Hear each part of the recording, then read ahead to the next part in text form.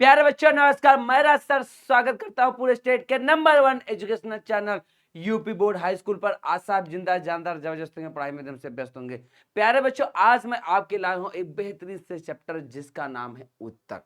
बेटा, हमने लास्ट वाला चैप्टर पढ़ लिया कोशिका। कोशिका के बाद आता है उत्तक, क्योंकि कोशिकाओं से ही निर्माण होता है हमारे उत्तक का। तो आज प्यारे बच्चों हम उत्तक का परिचय करेंगे, फिर इसके बाद तमाम चीजों को बारी बारी सीखते जाएंगे। बहुत बेहतरीन क्लास रहने वाली है, काफी नॉलेजेबल क्लास रहने वाली है, काफी कुछ जानने वाले हो, बहुत बेहतरीन तरीके से बताया जाएगा। तो पूरी वीडियो देख करके जाना, और एक बात, वीडियो पूरी देख करके ही जाना, और जितने दोस्त आ रहे हैं ना उनको भी सेशन को शेयर कर देना, और वीडियो को स्टार्ट करने से पहले एक बार लाइक कर दो, तुरंत लाइक कर दो। तो बेटा, आपका चैप्टर 6 है उत्तक। आज हम लोग इसी उत्तक का परिचय करने वाले हैं, क्योंकि देखो हमारा शरीर में जितनी चीजें पाई जा रही हैं, जहां जो कुछ भी है, सब कुछ किसी न किसी एक उत्तक से बना हुआ है। बना तो हमारा एक कोशिका से है, लेकिन कोशिका क्या है, उत्तक का ही निर्माण करती है। उत्तक क्या करते हैं, अंग का निर्माण करते हैं। अंग किसका निर्माण करते हैं, अंग तंत्र का निर्माण करते हैं। फिर उसके बाद हम क्लास 10th में जाएंगे, पाचन तंत्र, श्वसन तंत्र, उत्सर्जन तंत्र, दुनिया भर के सारे तंत्र पढ़ेंगे। लेकिन उसके पहले हमारा बेसिक्स यही, इसीलिए कहा जाता है कि क्लास 9th को बेटा हल्के में ना लेके चलो। और तुम लोग सोचते क्लास 9th क्या ही फर्क पड़ता है, क्लास 10th में देखेंगे। लेकिन बेटा एक बात जान लो, आपने कोशिका पढ़ा, कोशिका के बाद अब उत्तक आएगा। अब उत्तक के बाद आप लोग अंग के बारे में पढ़ोगे, जो कि क्लास 10th में मिलेगा, क्योंकि फिर अंग तंत्र बनता है जिसे हम पाचन तंत्र, श्वसन तंत्र, उत्सर्जन तंत्र। तो सोच के देखो, एक कड़ी दूसरे कड़ी से जुड़ी हुई है। यानी अगर इस क्लास में तुमने यहां पर ना पढ़ा तो समझ लो क्लास 10th की बैंड बजा के रख दोगे, और फिर वहीं पे मैं मिलूंगा। अब फिर जानते हो ना, गोली मार दी जाएगी, साफ साफ कह दे रहा हूँ, हल्के में ना लेके जाना बड़ा। राज सर है मेरा नाम। हाँ, नहीं। Okay Levi. तो अब बात करते हैं ऊतक होता क्या। तो कह रहा है ऊतक शब्द का प्रयोग कोशिकाओं के एक समूह के वर्णन के लिए किया जाता है। जब कोशिकाओं का इकट्ठा एक समूह आ जाता है तो हम उसको ही क्या कहते हैं बेटा, ऊतक। मतलब कई सारी कोशिकाएं जब इकट्ठा हो जाती हैं तो हम क्या कह देते हैं बेटा, ऊतक कह देते हैं। आगे आओ, जो संरचना में समान होते हैं। कैसे होते बेटा, संरचना में, दिखने में क्या हो, समान हो, और एक विशिष्ट कार्य करते हो, और उनका कोई एक विशिष्ट कार्य। पहले देखो, कहा कि कई सारी कोशिकाएं हो जिनकी संरचना एक हो और उनका काम भी एक हो। यानी कि रक्त कोशिका में तुमने हड्डी की कोशिका, अस्थि कोशिका डाल दी, अस्थि कोशिका के साथ तुमने क्या बोलते हैं, रक्त कोशिका डाल दी, पेशी कोशिका डाल दी, पता चला ये हमारे स्किन में मांसपेशी कोशिका के साथ हमारी बोन्स की कोशिका आ गई, बाहर हड्डी भी निकली हुई है, लोचा हो जाएगा मियाँ। तो वही कह रहा है कि उनके जो कार्य हैं वो भी समान होने चाहिए। आ गया, ऊतक कहलाते हैं। ऊतक विज्ञान अध्ययन का वो क्षेत्र होता है जिसमें हम ऊतक में उपस्थिति, संगठन और कार्य का सूक्ष्म जांच शामिल है। ऊतक विज्ञान वह विज्ञान होता है जिसमें हम ऊतक की उपस्थिति, उनका संगठन कैसा है, उनका निर्माण कैसा हुआ है, साथ में उसके कार्य क्या है, इनकी सूक्ष्म जांच शामिल है। मतलब छोटी छोटी चीजों के बारे में यहाँ पर हम लोग इसके बारे में अध्ययन करेंगे। बहुत बेहतरीन है, मजा आएगी इसके बारे में देख करके। अब आता है बेटा ऊतक का परिचय। एग्जैक्टली ऊतक क्या है, आओ देखो। कह रहा है संरचनात्मक, मतलब उनकी जो संरचना है, और कार्यात्मक, उनका कार्य करने का तरीका, कार्य कौन से कर रहे हैं। तो संरचना और कार्य, इनकी समानताओं के आधार पर ऊतकों को 4 व्यापक श्रेणियों में व्यवस्थित किया जाता है। अभी मैं पादप ऊतक और जंतु ऊतक के बारे में नहीं बता रहा हूं, इस बात का ध्यान देना। पहले मैं आपको ऊतक के बारे में बता रहा हूं कि एग्जैक्टली ऊतक होते कितने हैं। अगर आपको ऊतक पता चल गए ना, तब आप जंतु ऊतक, पादप ऊतक के बारे में पढ़ोगे। बेटा सेपरेट पढ़ाऊंगा, अलग अलग चीजें पढ़ाऊंगा। पहले मैं जंतु ऊतक पढ़ाऊंगा, फिर पादप ऊतक पढ़ाऊंगा, क्योंकि मैं ये नहीं चाहता हूं कि आप भाई हाँ थोड़ा थोड़ा दिखा दिया क्या होता है। बेटा जंतु तक बहुत बड़ा है, पादप तक बहुत बड़ा। मैं हर एक चीज को ढंग से बताने वाला हूँ। ये नहीं कि बस हाँ थोड़ा थोड़ा टच करा दिया, बेटा लो ये मक्खन की तरह चाट लो, ये जंतु तक है, ये पादप तक। बेटा ऐसे थोड़ी होता है। बहुत बेहतरीन और विस्तृत चैप्टर है, मजे के साथ पढ़ेंगे बेहतरीन तरीके से। पूरी वीडियो देख लेना, इसके बाद की जो वीडियो है वो भी देखना। ये नहीं कि एक वीडियो देख करके तुम्हारा मन भर गया चलो हो गया, ऐसे नहीं चलेगा। ज्ञान अर्जन करना है तो मेहनत करनी पड़ेगी, और मेहनत करने के लिए तुम्हें रिवीजन करना पड़ेगा, बार बार वीडियो देखना पड़ेगा, बार बार पढ़ना पड़ेगा। एक बार समझना है तो फिर से वीडियो में पीछे करो, फिर से देखो, फिर से देखो, बार बार। कैसे नहीं समझ में आएगा। अरे मेहनत कर भाई, नहीं तो गोली मार दूंगा मैं। आ गया। तो बात कर रहा है संरचनात्मक और कार्यात्मक समानताओं के आधार पर उनके ऊतकों को 4 व्यापक श्रेणियों में बांटा गया है कि उनके संरचना को देखा गया और उनके कार्य को देखा गया। इन संरचना और कार्य के अकॉर्डिंग ऊतक को 4 तरीकों से बांटा गया। ये अभी ऊतक के प्रकार नहीं, हमने ऊतकों को ही बांट दिया, फिर बताएंगे कि ऊतक कहाँ कहाँ पाया जाता है, इस बात का ध्यान देना। फिर ये श्रेणियां उपकला, संयोजी, मांसपेशी और तंत्रिका है। मतलब कहाँ किसमें बांटा उसको, उसे उपकला कोशिक ऊतक में बांटा, उसे हम संयोजी ऊतक में बांटा, उसे हम मांसपेशी ऊतक में बांटा, उसे हमने क्या है तंत्र का ऊतक में बांटा। यानी इन 4 ऊतकों में हमने उनको बांट दिया, उपकला, संयोजी, मांसपेशी और तंत्रिका। अब यही सारी जो कोशिकाएं होती हैं, क्या ये जंतु में पाई जाती हैं कि पादप में पाई जाती हैं, इसको हम लोग आगे पढ़ेंगे। आगे कह रहा है प्राथमिक ऊतक प्रकार मानव शरीर के समग्र स्वास्थ्य और रखरखाव में योगदान के लिए एक साथ काम करते हैं। जो हमारे प्राथमिक ऊतक होते हैं वो हमारे इस मानव शरीर के हर तरह से स्वास्थ्य अच्छा है, खराब है, इन सभी का देखभाल करते हैं कि ताकि भाई देखो यार हमारे शरीर में जो कुछ भी है वही चाहता है कि ये शरीर हजारों साल जिए। वही कभी नहीं चाहता है ये शरीर कि मैं जल्दी मर जाऊं, ये मेरी यहाँ की कोशिकाएं बने। लेकिन एक टाइम पीरियड आता है जहां तक वो कहती भैया अब मेरे से ना हो पाएगा, अब बस। देखिए अगर उनको पर्याप्त मात्रा में ऊर्जा मिलती रही तो शायद है हम लंबे समय, अगर मेरी कोशिकाएं डेड ना हो, मेरी कोई कोशिका डेड ना हो, तो क्या मैं मरूंगा? नहीं मरूंगा।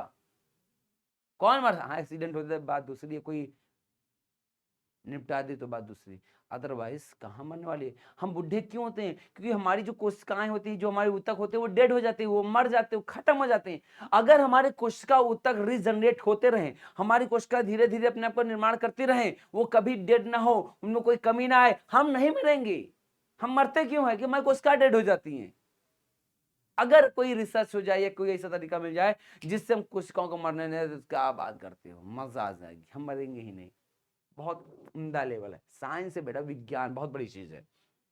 और इसी प्रकार ऊतक की संरचना में कोई भी व्यवधान या चोट या बीमारी का कारण बन सकती। कह रहा है ऊतक की संरचना में, जो ऊतक की संरचना है अगर उसमें कोई व्यवधान उत्पन्न हुआ, जैसी संरचना थी, मान लो कोई एक ऊतक था ऐसा था और इसकी आकृति ऐसे न होकर के ऐसी हो गई, तो जान लो कि कोई चोट या बीमारी का कारण बन जाएगी, जिससे आगे चल करके बहुत ज्यादा प्रॉब्लम होने वाली है। तो हमारे 4 प्राथमिक ऊतक क्या है बेटा? पहला हमने बताया था ना उपकला ऊतक, ये हमारा पहला क्या है उपकला ऊतक। दूसरा हमारा संयोजी ऊतक, यहाँ था ना, देखो ये उपकला, संयोजी, मांसपेशी, तंत्रिका। तो हमारी ये सब क्या प्राथमिक ऊतक हैं। इस प्राथमिक ऊतक में पहले उपकला होता क्या, पहले अभी तो मैं आपको ये बहुत ही हल्के में बता रहा हूँ, फिर इसके बाद हम लोग बात करेंगे इसके बारे में, संयोजी ऊतक के बारे में बात करेंगे, उपकला ऊतक के बारे में सेपरेट बात करेंगे, फिर मांसपेशी ऊतक के बारे में बात करेंगे, तंत्रिका ऊतक के बारे में बात करेंगे। हर एक ऊतक के बारे में हम लोग डीप से बात करेंगे, थोड़ा थोड़ा नहीं, बहुत विस्तृत चैप्टर, बहुत बड़ा चैप्टर है।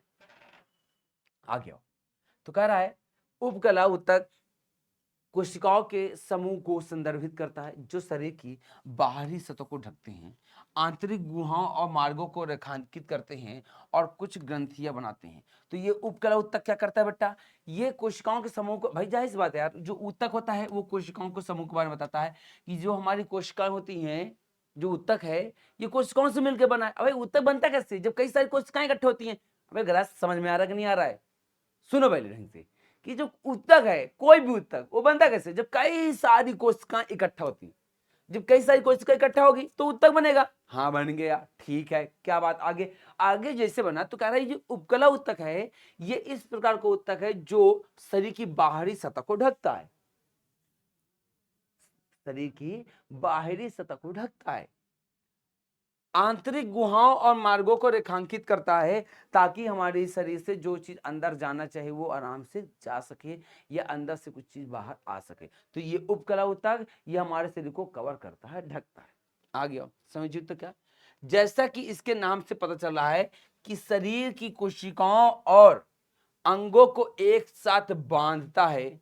उत्तेजित होने पर मांसपेशी ऊतक बलपूर्वक सिकुड़ता है जिससे गति उत्पन्न होती है। मतलब सिंपल में संयोजी ऊतक जितनी भी हमारी कोशिकाएं जहां जहां हड्डी जुड़ी हुई है, जहां जहां हमारी हड्डी जुड़ी हुई है, हड्डी जहां से जुड़ी है, तो इसके बीच में संयोजी ऊतक पाया जाएगा। हमारी गर्दन जहां जहां जुड़ी है, जहां जहां से तुम्हें लग रहा कि यहाँ पे हड्डी जुड़ी है, तो वहां पर बेटा बात जान लेना संयोजी ऊतक पाया जा रहा है।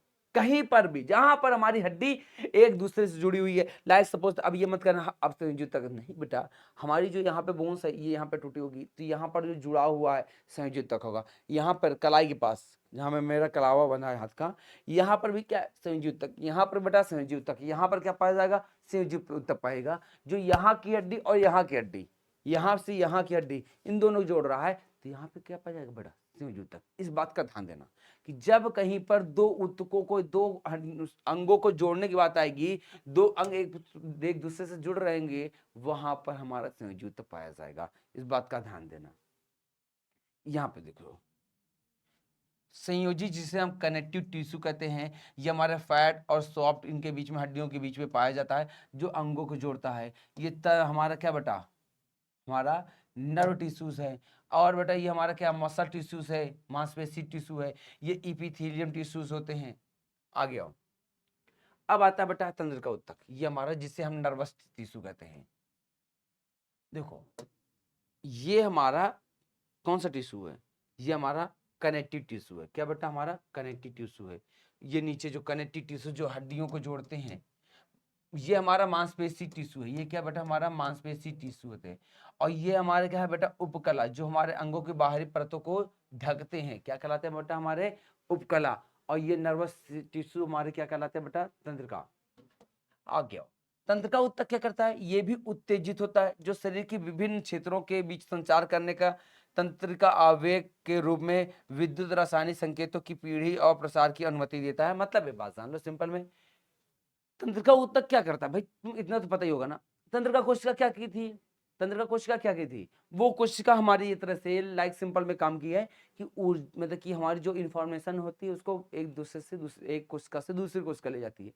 अब ये टोटल ऊतक है, तो तंत्रिका ऊतक क्या करता है कि लाइक हमारे शरीर को कोई इंफॉर्मेशन मिली, जैसे कोई इंफॉर्मेशन मिलती है, ये तुरंत उसे विद्युत रासायनिक में कन्वर्ट करता है, विद्युत के रूप में कन्वर्ट करता है और उसको मस्तिष्क के पास भेजता है। कोई भी इंफॉर्मेशन, जैसे मेरा हाथ यहाँ पे टच हुआ, गर्म फील हुआ, तो यहाँ की जितनी भी हमारे नर्व टिश्यूज होंगी, जितनी हम नर्व सेल्स होंगे, वो सब इंफॉर्मेशन हमारे मस्तिष्क में भेजेंगी और कहेंगे कि इस हाथ को परमिशन देगी कि बेटा हाथ हटा ले, नहीं हाथ जल जाएगा। लाइक जैसे मैं किसी गर्म चीज को टच किया, सपोज ये बहुत गर्म है तो नहीं बहुत ठंडा है, जैसे मान लो ये गर्म है, अब मैंने इसको टच किया तो इस हाथ को गर्म फील हुआ, तो ये इन्फॉर्मेशन जो गर्म फील हुआ ये मस्तिष्क तक जाएगा, किसके द्वारा, इसी तंत्रिका ऊतक के द्वारा।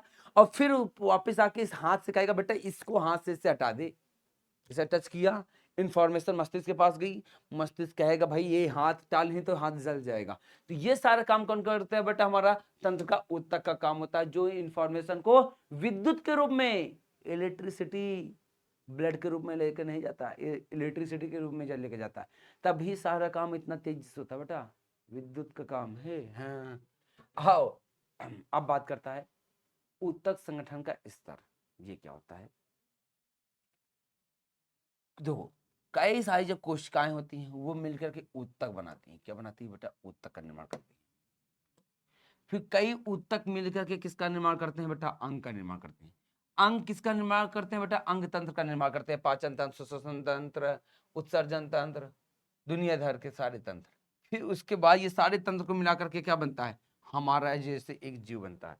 पहले कोशिका आती है, कोशिका से ऊतक बनता है, ऊतक से अंग बनता है, अंग से अंग तंत्र बनता है, अंग तंत्र से जीव बनता है। अरे नालायको तुम ही जीव हो और क्या, तुम यू आर जानवर, क्या हो तुम, जानवर हो। देखो जैसे अब लाइक सिंपल में क्या होता है कि अभी जैसे मैं तुम लोग को किसी को बोल दूं यार तुम शेर हो, तुम शेरनी हो, तुम खुश है, सर ने हमारी तारीफ कर दी, लेकिन अभी मैं बोल देता तुम जानवर हो तो बुरा लग जाता, लगता कि नहीं लगता। लेकिन ये बात जरा सोच के देखो, शेर और शेरनी क्या होते हैं, क्या ये इंसान है कि भगवान है क्या, जानवर ये भी है ना। नालायको पहली बात तो तुम होमोसेपियंस हो, और होमोसेपियंस भी एक जानवर है बट वो डेवलप्ड जानवर है, हम भी हैं उसी श्रेणी में। लेकिन क्या है, सबके सब जीव हैं, सबके सब हम लोग जानवर की एक डेवलप्ड प्रजाति बस हो गई, ये जान लो। आ गया। यह समझना महत्वपूर्ण है कि ऊतक जैविक संगठन का एक महत्वपूर्ण स्तर है कि भैया जो ऊतक होता है इस जीव के निर्माण के, इस जीव के संगठन का एक महत्वपूर्ण स्तर है। अगर कोशिका से अंग नहीं बन सकता है, कोशिका से कभी अंग नहीं बनेगा, कोशिका से हमेशा ऊतक बनता है, इस वजह से ये बहुत इंपॉर्टेंट है। या फिर कोशिका से अंग नहीं बन सकता है, ऊतक से अंग तंत्र नहीं बन सकता, कि ऊतक अंग का निर्माण पहले करेगा तभी जाकर निर्माण होगा। यानी एक श्रेणी, एक चैन है, इस चैन में किसी का मिस होना ही पूरा सिस्टम खराब कर देगा। यानी ये जो ऊतक है वही कह रहा है, यह समझना महत्वपूर्ण है कि ऊतक जो जैविक संगठन है, जो जैविक जीव के संगठन में है, उसका एक महत्वपूर्ण भाग है। अच्छा, अभी हम बात कर लेते हैं थोड़ा सा पादप ऊतक। अब देखो थोड़ा सा मैं यहाँ पे और बता देता हूँ आपको। जो हमारे ऊतक होते, ऊतक हमारे दो प्रकार के मिलेंगे। कितने बेटा? दो प्रकार से। कितने होंगे बेटा? ऊतक जो है दो प्रकार। पहला हमारा आएगा पादप,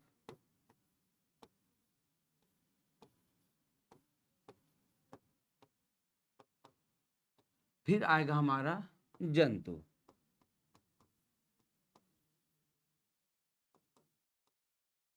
देखो पादप ऊतक में हमने अभी बात कर ली कौन कौन सी ऊतक पाए जा रहे हैं। इपिथीलियम, उपकला, मांसपेशी। क्या पाए? उपकला पढ़े। फिर इसके बाद हमने पढ़ा दूसरे पे, हमने दूसरे पे क्या पढ़ा बेटा? मांसपेशी पढ़ा, मांसपेशी पढ़ा। फिर इसके बाद हमारा क्या था? तीसरा संयोजी है, संयोजी। फिर चौथा क्या है? तंत्रिका। बेटा इसी प्रकार हम पादप ऊतक में पढ़ेंगे, विभज्योति ऊतक पढ़ेंगे।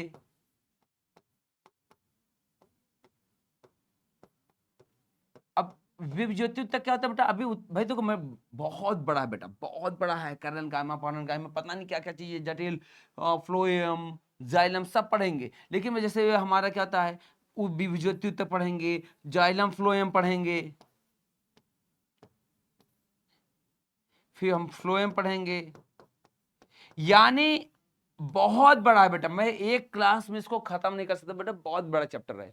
बट सिंपल में जान लो कि पादप में पाए जाने वाले ऊतक को पादप ऊतक कहते हैं, और जंतु में पाए जाने वाले जंतु ऊतक कहते हैं। इसकी मैं एक सेपरेट क्लास रखूंगा, इसकी एक सेपरेट क्लास रखूंगा, क्योंकि मैं नहीं चाहता हूं कि तुम्हारे साथ वो वाला काम हो कि यार तुम्हारे पास बस एक लॉली टाइप का एक दे दिए बेटा, इसको एक बार चाट लो, बस तुम्हें सारा ज्ञान हो जाएगा। नहीं हो सकता। क्या ही तुम्हें लगता हो सकता है ऐसा? तुम अगर क्लास ले रहे होगे तो देख रहे होगे कि हाँ सर आप सही कर रहे हैं, कि वाकई में यार चैप्टर बड़ा है। अगर हम थोड़े से में जल्दीबाजी के चक्कर में सब कंप्लीट कर दिए तो ये बात तुम्हें समझ में नहीं आएगी, और मैं चाहता हूं कि ऐसा ना हो। मैं बारी बारी सारी चीज को एक एक टॉपिक क्लियर करना चाह रहा हूँ, ताकि आप हर एक चीज को बराबर समझ सको। इसके बाद में जो भी वीडियो आएगी उसमें आपको बराबर से देखना है, यही चैनल में इसी जगह मिलेगी, प्लेलिस्ट में जाकर भी देख सकते हो। तो बेटा हम विभज्योति ऊतक देखेंगे। जो विभज्योति ऊतक होता है उसमें शीर्षस्थ, पार्श्व और अंतस्थ पाया जाता है।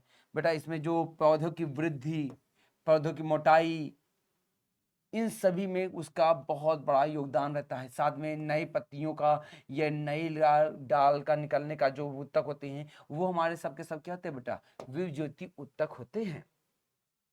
अभी क्या पादप ऊतक की विशेषता क्या बेटा? हमने अगर बात करते हैं तो पादप ऊतक में जो कोशिका पाई जाती है उसमें भित्ति भी पाई जाती है, ये ऑलरेडी मैंने आपको बता चुका है। साथ में इसमें क्लोरोप्लास्ट पाया जाता है। जितने भी हमारे हरे पौधे होंगे उन सभी हरे पौधों में बेटा हमारा क्लोरोप्लास्ट पाया जाता है।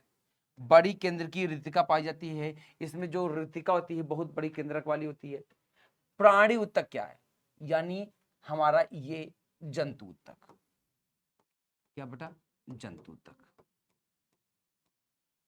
इसमें कोशिका भित्ति नहीं पाई जाती है बेटा, मैंने ऑलरेडी इसके बारे में बता चुका था कि भाई पादप ऊतक में कोशिका भित्ति पाई जाती है, जबकि जंतु ऊतक में कोशिका भित्ति नहीं पाई जाती है।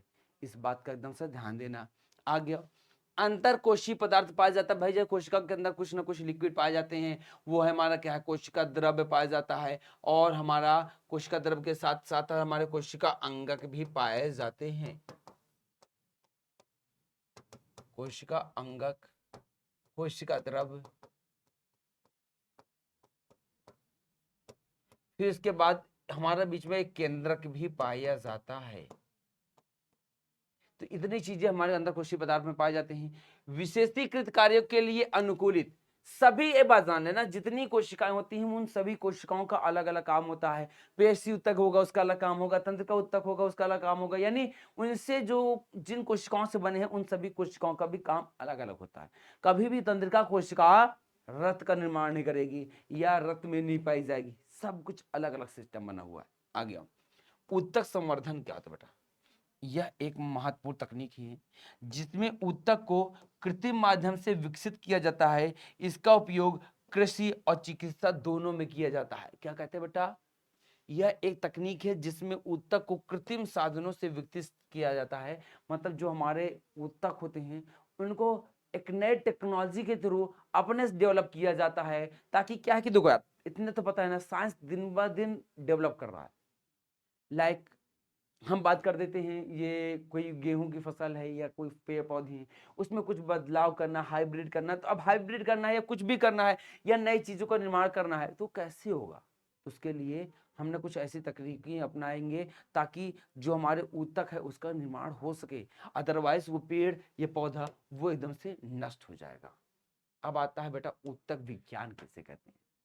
कह रहा यह विज्ञान की वह शाखा है जो ऊतकों के अध्ययन से संबंधित है। मतलब जो हिस्टोलॉजी है या ऊतक विज्ञान है, ये ऐसा विज्ञान होता है जिसके अंतर्गत हम लोग ऊतकों के बारे में पढ़ते हैं कि कौन सा ऊतक है, क्या काम नहीं है करता। भाई सारे ऊतक एक काम नहीं कर सकता है, एक ऊतक अपना एक स्पेसिफिक काम करता है। ये क्यों करता है, उसमें क्या चीजें पाई जाती हैं, उसकी संरचना कैसी है। लाइक तू मेरा गोरा चिट्टा बच्चा, मेरा तू सुन, तू देख, या मेरा कल्लू, मेरे राजा, मेरे काले, मेरे गुलाबी, मेरे नीले, मेरे पीले, हरे, सुन, इतना तो समझ ले कि जितने भी ऊतक होते हैं सभी ऊतक का अलग अलग काम होता है, कोई एक जैसा नहीं।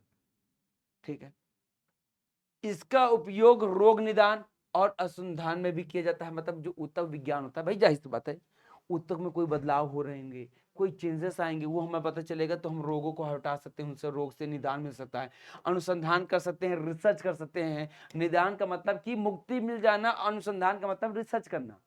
भाई जाहिर बात है, ऊतक और आयु, कुछ ऊतक जैसे तंत्रिका ऊतक आयु के साथ साथ कम नवीकरण क्षमता रखते हैं। मतलब कि धीरे धीरे धीरे ये क्या होते हैं, इनमें नई ऊतक के निर्माण होने की क्षमता खत्म होती जाती है। किसमें? तंत्रिका ऊतक में। और यह समझना वृद्धावस्था और संबंधित बीमारियों के अध्ययन में महत्वपूर्ण है कि जैसे आप लोग बूढ़े होते जाते हो तो आप क्या धीरे धीरे, कहते हैं ना, बूढ़वा सठिया गया, कहते हैं ना, क्यों? क्योंकि बूढ़े होने पर हमारी जो तंत्रिका कोशिकाओं का जो निर्माण होता है, हमारी कोई भी ऊतक है, कोई भी कोशिका है, वो धीरे धीरे समय के साथ उसमें जनरेट पावर, नई जनरेट पावर, ये जनन क्षमता धीरे धीरे खत्म होती जाती है। और जिससे क्या होता है बेटा, चीजें खराब होती जाती हैं और हमारा ये सब चीजें आगे चल करके हमारे शरीर को बर्बाद कर देती है। अच्छा, पर्यावरणीय प्रभाव क्या पड़ता है? ऊतक पर्यावरणीय परिवर्तनों के प्रति संवेदनशील होता है। जैसे कि कुछ ऐसी जगह होते हैं जहां पर लोग ज्यादा समय तक जीवित रहते हैं और कुछ ऐसी जगह होती है जहां पर कम समय तक लोग जीवित रहते हैं। अभी अभी गांव में जो लोग होते हैं शहरों से ज्यादा वहां ज्यादा जिंदा रहते हैं। लाइक यहाँ पे अगर 60 साल मर जा रहे हैं तो वहां पे 70 साल में मरते हैं। क्यों? क्योंकि वहां का जो पर्यावरण है, वहां का एटमॉस्फेयर होता है, वो हमारे शहर से बहुत अच्छा रहता है। ना वहां पे हमारा डस्ट होता है ज्यादा, ना वहां पे ज्यादा हमारे ये क्या बोलते हैं धुआं होता है, स्वच्छ वायु मिलती है। तो वहां का जो लोगों का जीवन होता है वो थोड़ा अच्छा होता है। इलाहाबाद का भी या किसी भी शहर का जीवन अच्छा होता है, लेकिन शहरों के कंपैरिजन में गांव का जो जीवन होता है वो बहुत अच्छा होता है। आ गया उदाहरण के लिए, प्रदूषण ऊतकों को नुकसान पहुंचाता है। भाई जाहिर सी बात है यार, जितने भी जो भी ये प्रदूषण होता है, ये क्या करता है बेटा, प्रदूषण जो है, कोई भी इशू है, कोई भी टिश्यू है, कोई भी हमारा ऊतक है, उनको बर्बाद करता है। तो इसलिए जो गांव है वहां के एक तरफ से पर्यावरण जो है वो सब चीज इम्पैक्ट डालता है। बेटा आज ये क्लास यहीं तक रहेगी। आज मैंने आपको ऊतक के बारे में थोड़ा सा बस ज्ञान दिया है। इसके बाद की क्लास में बेटा मैं पादप ऊतक, जंतु ऊतक अलग अलग तरीके से पूरा एकदम से डीप में बताऊंगा, ताकि आप और अच्छे से समझ पाओ। तो बेटा बात जरूर से बताना कि कमेंट में, और तुम्हें कहां पर ज्यादा दिक्कतें आती है इस बात का भी बता देना बेटा। तुम बताओगे नहीं, जैसे एक डॉक्टर के पास, तुम एक मरीज समझ लो, मैं डॉक्टर, तुम मरीज हो और अपने डॉक्टर से तुम सारी चीजें बताओगे नहीं, कहाँ प्रॉब्लम होती है, तो बेटा मैं कैसे सॉल्व करूंगा? जहां पर दिक्कत है, जो टॉपिक में दिक्कत है बता देना, उसके लिए मैं जरूर से जरूर क्लास लेकर आऊंगा। बेटा तुम ही तो है यार, तुम्हारे लिए तो खड़े हैं यहाँ पर, मजा आएगी पढ़ करके। बेटा मिलते हैं अगली क्लास में, तब तक के लिए नमस्कार, राधे राधे, जय हिंद।